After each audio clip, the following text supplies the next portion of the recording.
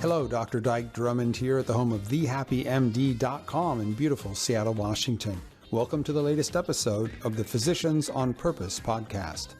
Tools so you can recognize and prevent your own burnout. Stories of burnout put to its highest and best use, and wellness leadership strategies. Everything you need to be a physician on purpose.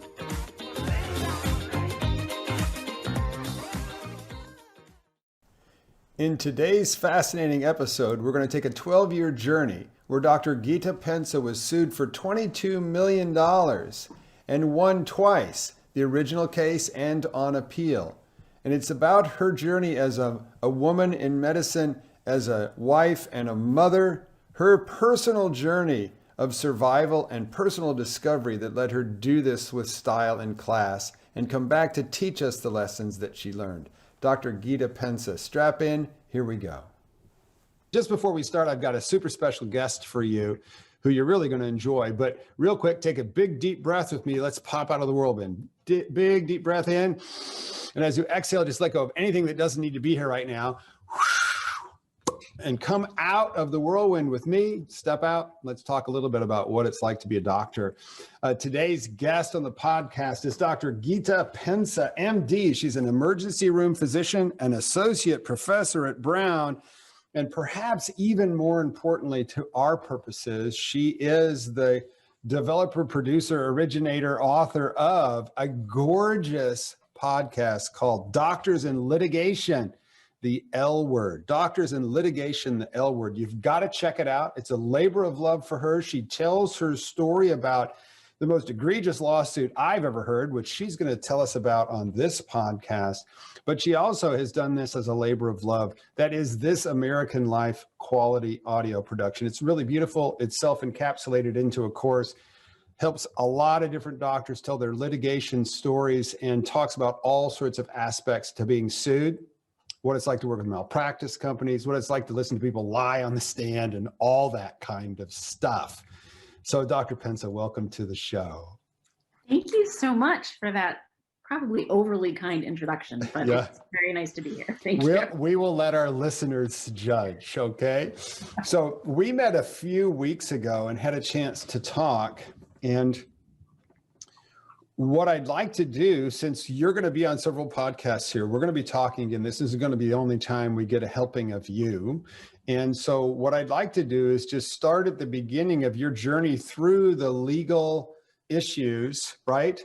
And again, I always have an international audience. These are issues that are most likely quite specific to the United States of America, because things that happen in Canada and England and Australia and other places like that, and I've just stuck with the English speaking world, they're very different because they don't have anywhere near as many lawyers as we do, and they have a national risk management program. And I've worked with those people before. So it's American specific, but would you please, and we'll do this in abbreviated manner because it lasts what, 12 years? 12 years. It's a 12-year story we're going to tell in the next few minutes. So if you could please like wind us back in time into the beginning of this story, and I'll just pop questions now and then. Sure. So let me take you back to 2006. I was a young attending. I'd been about 5 years out from residency at that time, and I was working in a community emergency department as a nocturnist. I worked nights. So I was usually the only doctor in the hospital, run upstairs for codes. I would run upstairs to deliver a baby because OB wasn't house. I would come back to the emergency department. It was very stressful, but it was also what I felt like I was trained to do. I found it very exciting, and I was really enjoying it. And then one night I took care of a young woman. She was 31, and she, suffice to say, came in with a very confusing presentation. I spent a lot of time with her. I spent a lot of time with her husband, trying to sort out what was going on. I called a consultant. I imaged her. My chart reflects that I saw this person probably 5 or 6 times during her emergency department stay, assessing, reassessing. Had a very, very close follow-up for time for follow-up. She was going to see that specialist that morning, 3 hours after I wound up discharging her from the emergency department. But she never made it there. She went home, and an hour later, she had a terrible cerebellar stroke. And then she was taken to a tertiary care center. So I didn't even know anything had happened until I was named in a lawsuit a few months later. And I was completely floored. What was it that eventually happened to her? What was the diagnosis? Eventually, the diagnosis was a vertebral artery dissection. And what had happened was she had had cervical surgery, not immediately before that, but maybe a couple of weeks she was home recovering. And when she came in, her presentation was that of eye pain. Wow. Yeah. And she actually, it was very interesting because it was tied over with this history of migraines, and it was very confusing. But the neck was no complaints about pain in the neck or anything like that, and absolutely no other neurologic findings. Wow. And then her pain resolved. And so it was a vertebral artery dissection too. So even if you worked backwards thinking like, oh, maybe she had referred pain from a carotid, but it wasn't a carotid. It didn't make any sense. In hindsight, there was no way to connect the dots. As I said, experts have looked at this case from every which angle, and there's no way to make it make sense, which I now accept. But at the time, I found incredibly frustrating. And that's a whole podcast unto itself, of this emotional journey from blaming myself and feeling, being made to feel that I was at fault for this event, to then coming to terms with what happened being something that I had absolutely no way to predict and absolutely no way to intercept. It just wasn't anything that was in my power. Right. But nevertheless, at the beginning of this whole 12-year journey, I didn't know any of those things. I didn't understand what was happening. And I certainly didn't understand what was happening in a medical legal sense, because nobody had ever talked to me about what to do once the finger was pointed at you. We had risk management lectures, all sorts of, how to chart properly, documenting how to stay out of trouble, but literally not one word about what to happen once you were named. And the implication of that, in retrospect, I think, is that if you're a good doctor, you don't need to know that. So when you are served with papers, it means you did something wrong. It means you did something wrong. And especially in the United States, I just want to call to our international audience, especially in the United States, you don't have to do anything wrong in order to get sued. Lawyers are going to look at the state of the patient, which is a tragedy, right? It's an absolute tragedy, but they're going to look at the state of the patient and the state of the potential settlement and choose based on the potential upside of winning a case. And this was a very tempting case because it was a young defendant. It's all about the optics. So it was a young defendant who had damages, who lived, who had both economic and personal damages. And so not to fast forward in our story, but their original demand was around the $28 million mark. And I was the sole defendant. So here I am, this young attending who had no idea about thing one, about the litigation system, finding myself as the sole defendant, the sole physician defendant. My group was also named, but my sole physician defendant in a $28 million case. And I had seen this before. I had seen, front page news of multi-million-dollar verdicts against physicians in our state, call them out by name, publicly shaming them.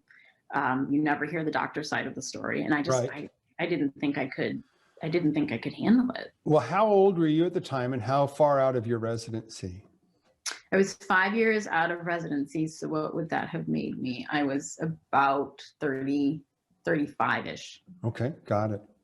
Yeah. Got it. And I just want everybody to know, I'm sitting here, we're recording this on both video and audio, and I'm looking at Dr. Pensa and she's fine. Okay. she's smiling. She looks great. Yeah. Thank you.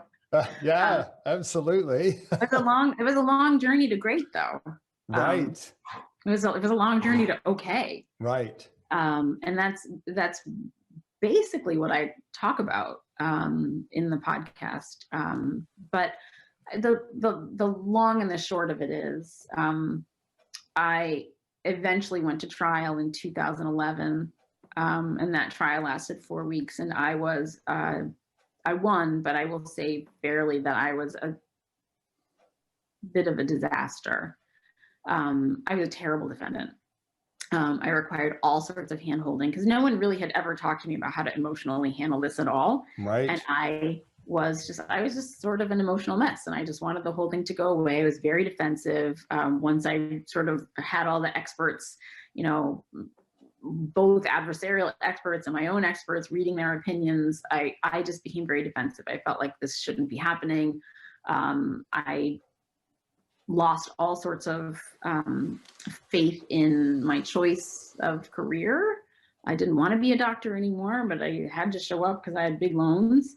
I didn't want to see patients anymore. I was afraid. I just was convinced that, you know, every single one of them was just another opportunity to either actually hurt someone, make a mistake, that was always looming too, or to be sued if there was a bad outcome. I was in a very, very bad place. And that had all sorts of ripple effects with my own personal health, lots of physical symptoms, definitely took a toll on my marriage. And my children had, you know, I was completely impatient with them. You know, when you don't, when you're under a very large amount of psychological stress about which you don't talk to anyone, and which generates in you a great deal of shame and sort of an existential crisis about your life's work and what you've dedicated yourself to. It comes out in very unhealthy ways. And I will readily admit it came out in a lot of unhealthy ways. And so even though I did win at trial in 2011, I didn't want to go back to work. It was a very, we call it a Pyrrhic victory, I guess is the word for it. You know, it was not, physicians never win for real in litigation. You either lose or you lose less. And so I lost less, but I just was still so lost. And then sometime after that, I got notice of the plaintiff's intent to appeal, which I hadn't even really thought of as a possibility. And it moved through every level of the courts in Rhode Island, and in 2015 that verdict was overturned, and I found myself heading back to trial, and I just did not think I could do it. I did not think I could do it, and I did not want to do it. I begged my insurer to settle. I was at a real low point, and it was about then that I realized that I was in a bit of trouble finally, after the better part of a decade being, you know, swallowed quite whole by this. And I came to this moment of really needing to either succumb or learn to swim. And, you know, I actually remember it as this moment when I hung up with a phone call with my attorney, particularly emotional phone call, and I hung up the phone, and I can picture it still. I just, you know, these great heaving sobs at my kitchen table, and I'd become so acquainted with that, you know. And then I just had this, I call it my Scarlett O'Hara moment, where I decided, like, you know what, you're going to make me go to trial with God as my witness. I am not going to be like this again. I'm not doing this anymore. I cannot be like this anymore. And that was the day that I finally thought, like, maybe somebody out there knows how to do this better than I am doing this. Maybe there's somebody out there that can help me. And that was the day that I started learning. You know, there was a few books written about physicians in litigation. I got those, I read them. I got self-help books, and I'd never bought one in my life. And it turns out that some of them are pretty good. If you take the advice, it's not that hokey, actually. Like, if you actually, you know, do work, sometimes these things actually help. And so it was one thing after another, these tiny little baby steps of learning how I might find a path to being okay. And the more I learned, the better I felt, and the more changes I started making in my own life, choices that benefited me and my family and our happiness. I did speak. I didn't start. I have had therapy. I did not officially start therapy then, but I did speak to friends who are therapists about this whole process, and it was completely illuminating because I had not been a therapy person before that, and now there's no zealot like a convert, man. I will tell the cows come.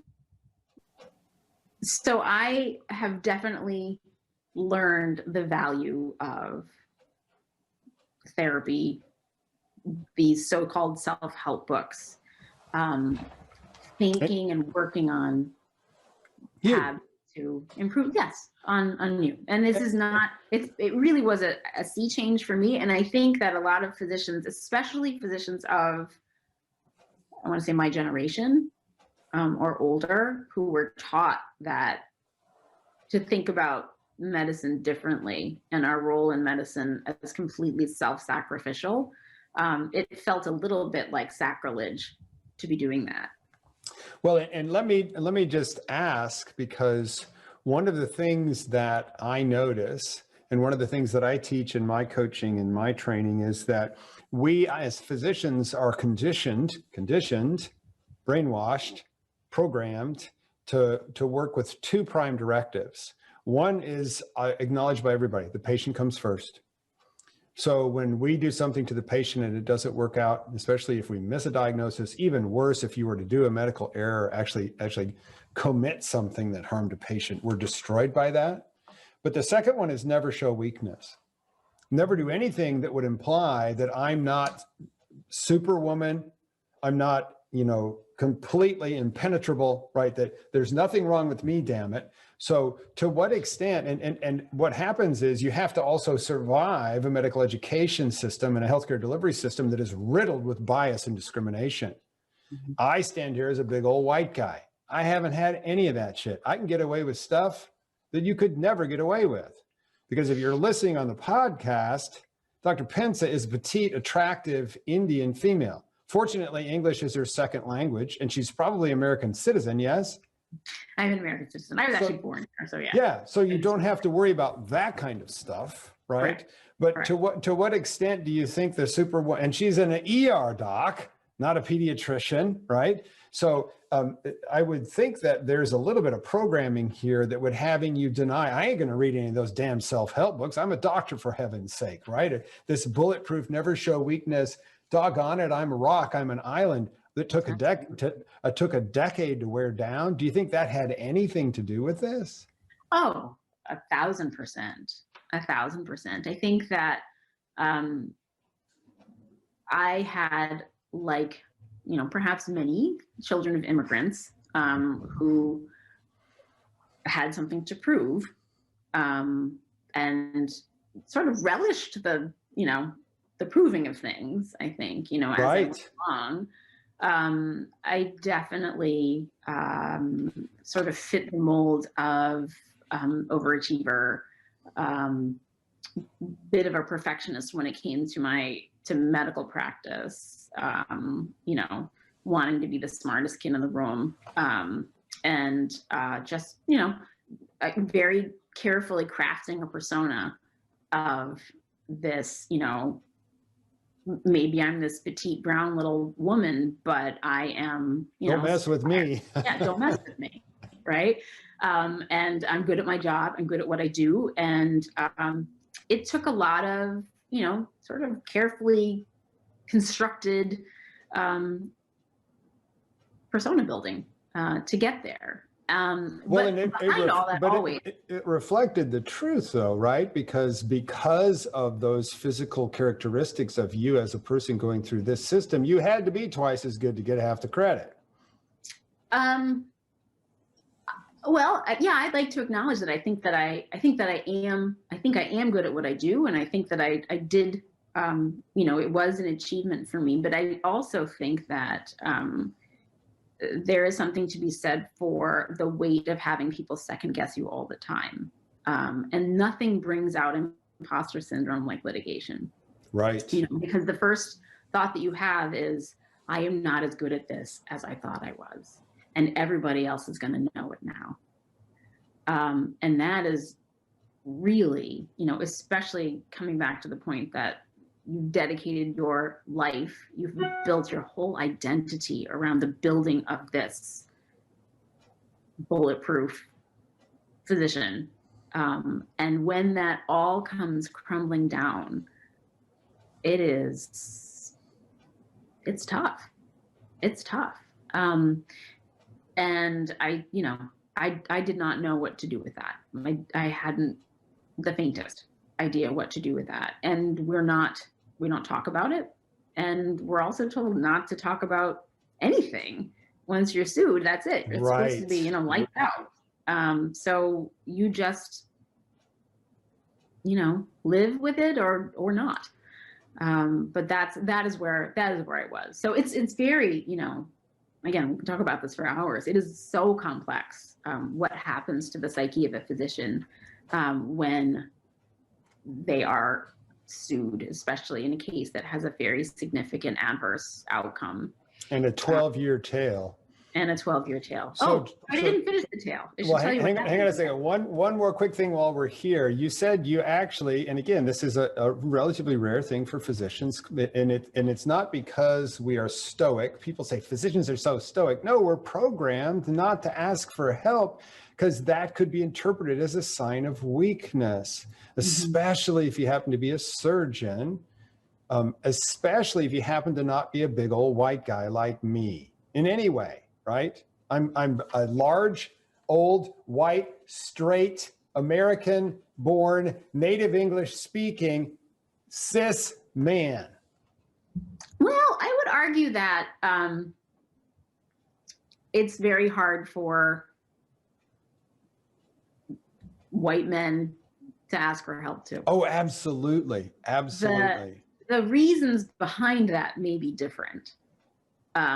But what I have found to be a fairly universal thing among physicians is that whatever our paths to becoming a physician, and those are varied and complex, whatever those are, it's fairly universal that asking for help is really difficult. Yes.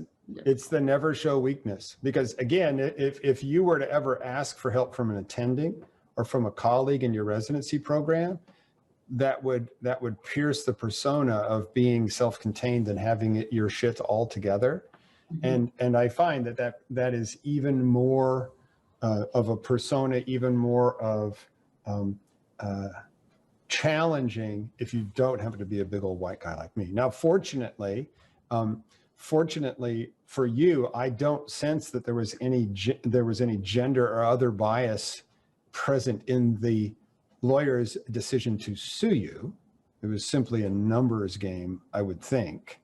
But I don't know. I think about that sometimes, but when we can talk about this again some other time, I think that most plaintiff's attorneys use the deposition as a way to size you up. And so, because they won't have seen, nowadays they will have Googled you and seen your picture and all sorts of other stuff. But, in 2006, they probably would have found some stuff and thought like, oh, okay, maybe, would it be far better for them if I did have an accent? Probably. Would it have been better for them if I wore a hijab? Probably. Right. But so they'll sort of size you up at deposition and decide, like, is this a person that winner winner chicken dinner, but at trial the jury may have their biases against, so they'll work all those. But I don't think I gave them much in that department. But I was sort of an emotional mess. Right. So that I did try. My deposition performance was okay. I had this junior attorney assigned to me to teach me how to give a deposition because I was awful. And it turned into this like My Fair Lady scenario where he was just teaching me how to behave. And so I think I did a fair enough job at that. But yes, all of those things were to be considered. When plaintiffs decide, are they pushing for a settlement? Are they trying to bring you to trial? All sorts of things that have nothing to do with your quality of care come into play. Okay, so you won, they appealed, it took 4 more years, it was overturned. Your company decided to go back to trial again. Let's put a bow on this. And again, you're sitting here in front of me as an innocent person. So please put a bow on it. Well, what happened was I mentioned that somewhere around that time of the overturning of the verdict, I started to learn how to save myself, basically. And so the person that wound up going back to trial a second time in 2018 was a very different person than had gone to trial in 2011. And I had the benefit of understanding the system, of having talked to lots of people about what was happening, about learning how to handle it. I had used knowledge as a tool to mitigate my anxiety. I had managed my emotions around it. I was now a very good defendant. And I had also worked on finding ways to enjoy what I did in medicine again. And I really started, as many people do when they find their way back, with very small things, just looking for, for me, it wasn't in the trauma bay. It was in these very everyday interactions with patients where you felt like you made a little bit of a difference and made somebody just feel a little bit better and alleviated a little bit of suffering. And there was an essay, and people ask me all the time who wrote it. I don't know anymore, but it was one of these trade newspapers, and it was an essay just about the spiritual satisfaction of caring for society's forgotten in the emergency department. We are the people who care for, the only people who do sometimes, the chronically homeless, the alcoholics, the schizophrenics, and you may be the one person who was kind to them in a given day. And I cut that out and I carried it around with me for a long time as just this reminder that what I do matters. And that brought a little spark back. And then I made bigger changes. I joined the academic faculty at Brown in 2015, somewhere around the same time. And I started learning new skills, podcasting, blogging, that kind of thing. I became sort of an educational technology person. And with that, I started having ideas because I was already thinking then, even before the second trial, I was already thinking that now in my new role as an educator with some new skills and with this real desire to make something meaningful happen out of all of this mess, not even knowing what the outcome of the second trial would be.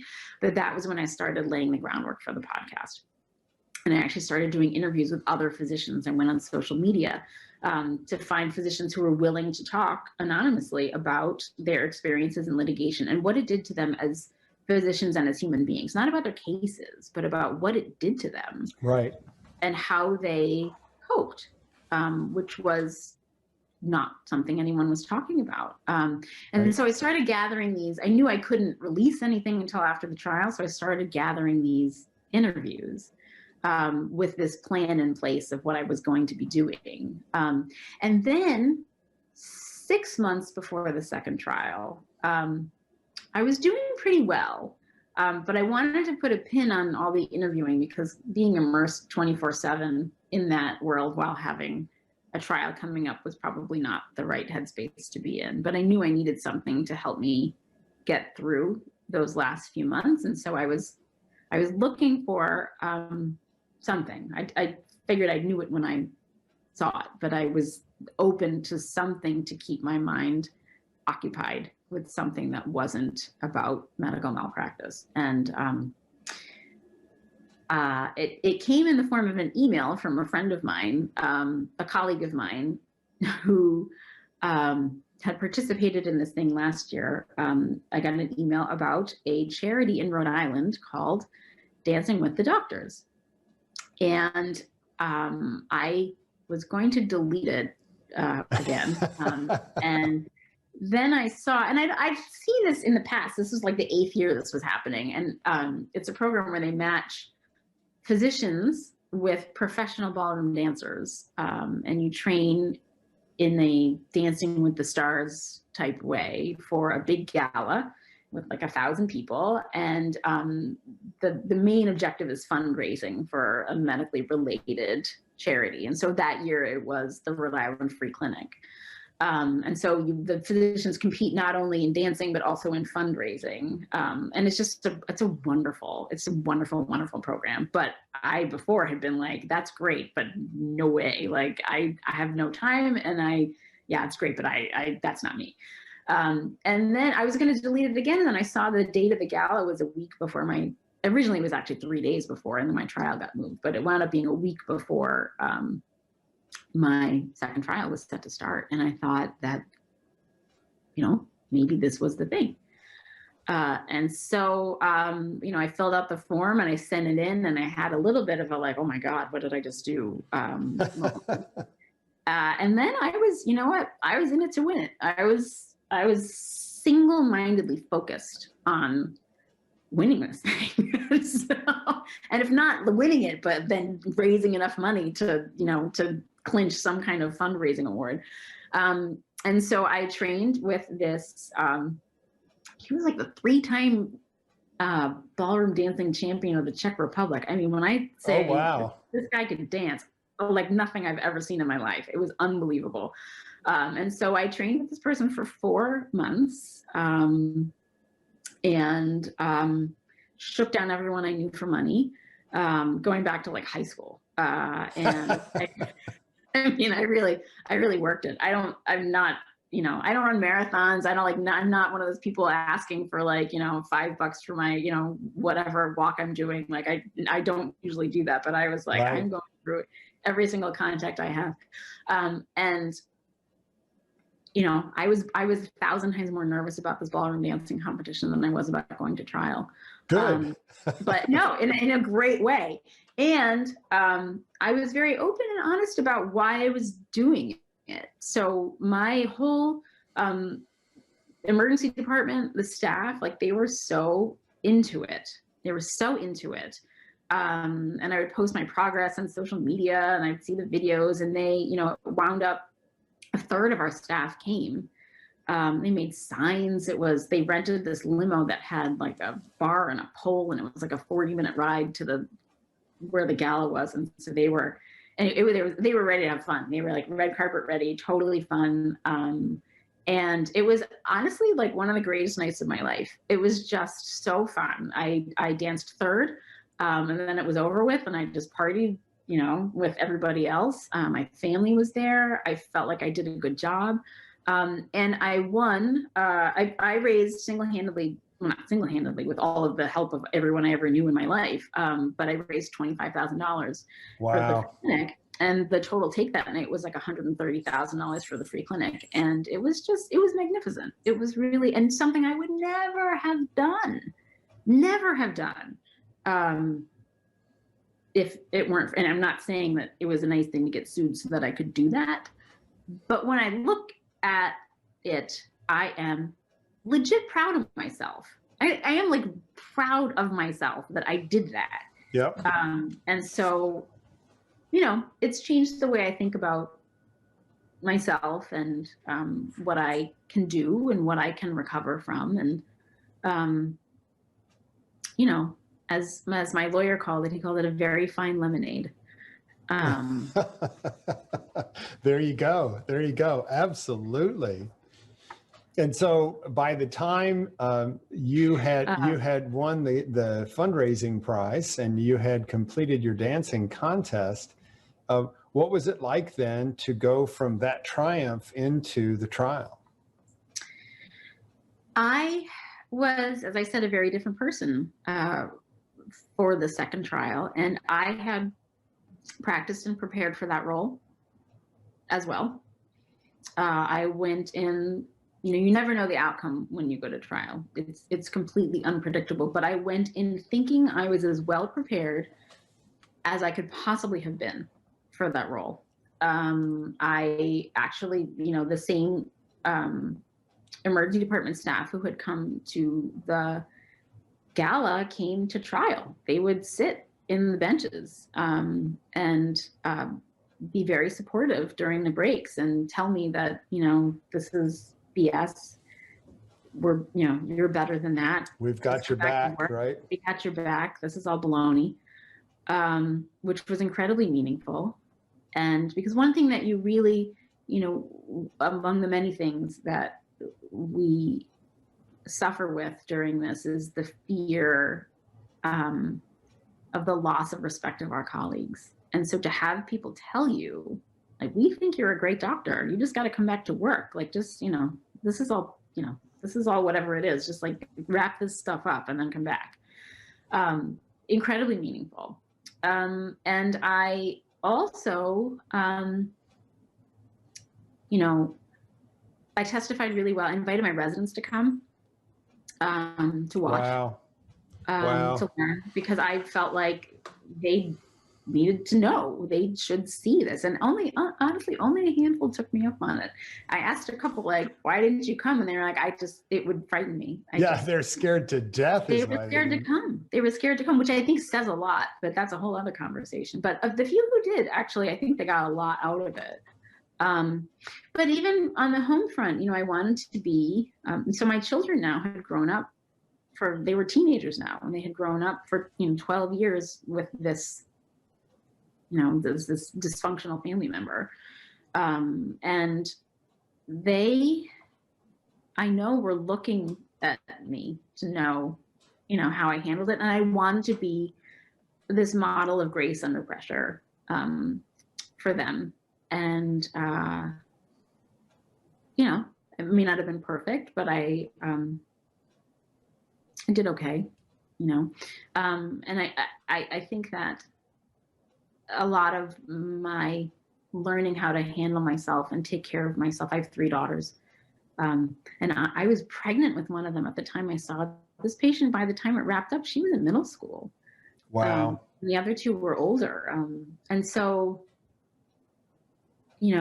this is not an isolated event, right? There's so much carryover to every other facet of our lives, and how we react to it and take care of ourselves in these moments is not only for ourselves, it's for, if you have children, you are modeling a behavior that is incredibly important for them to absorb, I think.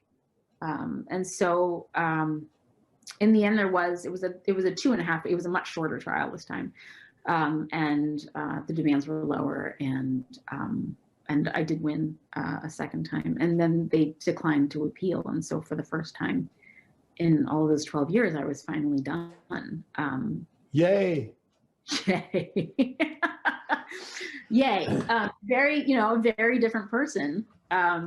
Definitely a stronger and more resilient person for it. I would not go through it again, but I can say that I feel like I took something positive out of it. Yes, right. Fingers crossed. Knock on wood. But I also accept that it might, I'm like, knock wood. Right. I'm gonna do. It's my only, I've been practicing for 20 something years, and that was the one. So, it happens to most of us, every 7 or 8 years. And so I shouldn't be surprised. I probably will, I won't be happy about it. I will be a very different person when I receive notice the next time, because there probably will be a next time. So I have 3 quick questions. Perhaps they're quick to put a bow on this particular conversations, because we're going to have several more. First of all, you said you found some self-help books, and some of them weren't too bad. What's your favorite self-help book? So as it pertains to litigation in particular, my favorite probably was, and there's some layers behind it, but there's a book called When Good Doctors Get Sued. And it was meaningful to me for a few reasons. One, another physician gave it to me. He knew what was happening, but didn't really know how to talk to me about it, but clearly could tell that I was suffering. Right. And so one day, and I didn't know him very well. One day, just after a shift, he's like, I've had this with me at work for a while, and I've been meaning to give it to you. Just maybe read this. And so that was one of the first books that I'd had it for a little while. It lived in the drawer of my bedside table, but I didn't read it. Right. I didn't read it, but the title of it was really important to me. Right. When Good Doctors Get Sued. And so it was the first time I'd had this, well, someone wrote a book about good doctors getting sued. Right. So it probably happens that you could be a good doctor and get sued. And so it was so funny. It had to be a year that it was in that drawer. Oh, wow. And I didn't take it out. I knew it was there. I would see the title when I'd open the drawer for anything else, and then I'd shut it. I have no idea what, I could unpack that with a therapist. Like, why couldn't you read the book? But eventually I did. I took it out, and it was the first book. It was the first book that I read. And it just, it opened the door to finding other books, to accepting that I could read something like this and I would feel understood, and that there were things that I could take out of it that were perhaps more universal than I thought, and that I wasn't some sort of freak for feeling the way I felt. And, because a lot of it too was this feeling of like, why can't I just get over this? What is wrong with me? Right. Like, I just get over all sorts of stuff all the time. Like, we carry all sorts of emotional burdens as physicians. And what we do is we deal with it, right? That's what we do. And I certainly had plenty of emotionally catastrophic events at work that I had contended with and felt like I processed okay. Why could I not get over this? And so the self-flagellation about it finally stopped, where I started to realize, like, this is not like other stressors. This is different. Yeah, the terrible outcomes at work are about somebody else's terrible outcome. This is about you. And the other thing that I noticed was you said after the dancing contest that the trial started and you felt like you had prepared for that. And then you used the R word, prepared for that role. Mm-hmm. And from my perspective, I'm sitting here in the catbird seat watching this all go down. I'm noticing you were destroyed by the first round of testimony. You were fused with it. It was you. Mm-hmm. It wasn't a role. It was you going through the first trial, and you had done the work to separate yourself into your observer self and the one that was standing in the dock, right? Absolutely. So you saw this as a role. That healthy separation was a big piece of it. And then my last question for this particular conversation is, okay, 12 years later, you've been through the catharsis. You've put this episode of stress, burnout, imposter syndrome to its highest and best use to wind you back into a more purposeful existence, mm-hmm. right? To point you on a path with more purpose. After all of this time, to win the case and they don't appeal, how was it to be in the wake of the apparent conclusion of this chapter in your life? The answer to that is a little complex because you would think that the only answer would be relief. No, I don't think that. That's why I'm asking. There was relief. Because you've already said, hey, if it wasn't for this case, I wouldn't have done the dancing with the doctors thing and had the triumph of that experience. Yeah, so it was pretty complex. I mean, obviously I was very happy to have won, and I was very happy to finally be able to stop worrying about the litigation itself, but it had wrought what it had wrought. And so I did take a little time, I think. I gave myself the luxury of some self-reflection, introspection, to figure out, okay, like, what will I do now? because this has been now like such a huge part of my life, taking up a lot of real estate Right. in my life. And now that that is over, do I just shut the door and say, like, let's just pretend that never happened, which is super tempting. And impossible. And also impossible, yes. Very tempting, though. There are some people who probably would do a pretty good job of just pretending. I know some physicians who would. I mean, it comes out as it comes out, but you know, I know some physicians who the things that they just put a lid on and squeeze tight. It's pretty impressive. But I didn't think that that was going to make me feel whole in any way. And so that was when I decided, okay, now it's time to get to work on this podcast. Nice. And I'm just gonna keep everything really fresh in my memory. I actually had kept some audio diaries through it. I just, voice memos while waiting for certain things. And so I actually have this record of how I was feeling, what I was thinking, knowing that I might use some of those for the podcast. And I don't use many of them, but I did, as the time went on, I would listen to them and think about what it felt like to be in that role. Cause it's easy to forget, I think, as time blunts things.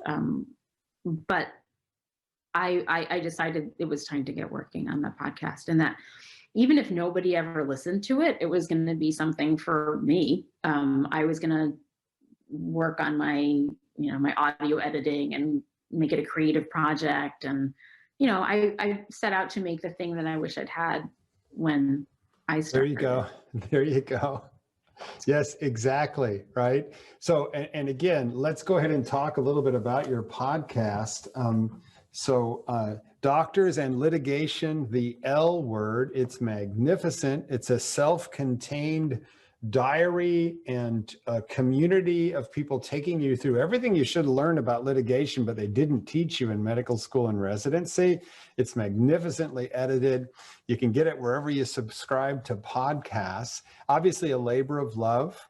Obviously an audio journal of your journey and connection to other folks that have been through similar journeys. It's just magnificent. So if you're listening now, go subscribe now. Make sure that I saw one of the reviews said, I devoured this whole podcast. And how many episodes are there? There's 11. There will be 12 in 12? The end. I devoured one last one that I've been sitting on during COVID. I just didn't. It's the last one's going to be called Life After Litigation. And I have all of the things that I want to put into it sort of teed up, but I just haven't done it yet. And so I was waiting for me to have the bandwidth emotionally to deal with it, and for listeners to have the bandwidth to deal with it emotionally. And we're probably getting there. So hopefully that'll be out in the next couple of months. Well, it would potentially be something you could interpret as an external sign of closure. And it certainly is bittersweet to go on a journey of this magnificence and this impact and think that there's an end. Think that, okay, like you said, what do I do now? What do I do now? Well, what you do is you live, right? You keep living, and this is a piece of your life. Just magnificent. Thank you so much for sharing your story. We are going to have you back, absolutely. And one of the things I want to talk about in a future episode is litigation concerns, specifically in the era of COVID and its aftermath.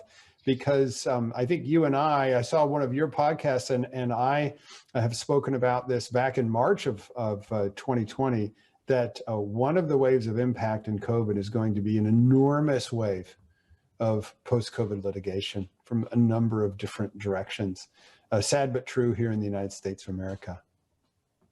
So, Dr. Pensa, is there anything else in this episode you'd like to share with our listeners? I would just like to remind everybody that you and your life and your practice are more than any one case. By one overarching lesson, I would let it be that. You have a body of work. This is one example. And unfortunately, or fortunately, depending on how you view this journey in your life, you didn't do anything wrong. But even in not doing anything wrong, You learned some great lessons. And you're a great example, mentor, teacher for all of us. So thank you so much for your time and your energy here today.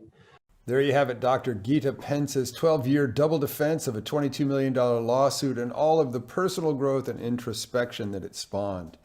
I encourage you to go to our episode number 24 while I interview Dr. Pensa again, this time on different subjects about being a model minority as an Indian American physician, about the microaggressions that she suffered because of that, and her discovery through the malpractice journey and through defending herself against microaggressions of mindfulness as a superpower. So join us in episode 24, where we'll get together again and you can listen in. Dyke Drummond, Physicians on Purpose podcast. I'll see you in the next episode.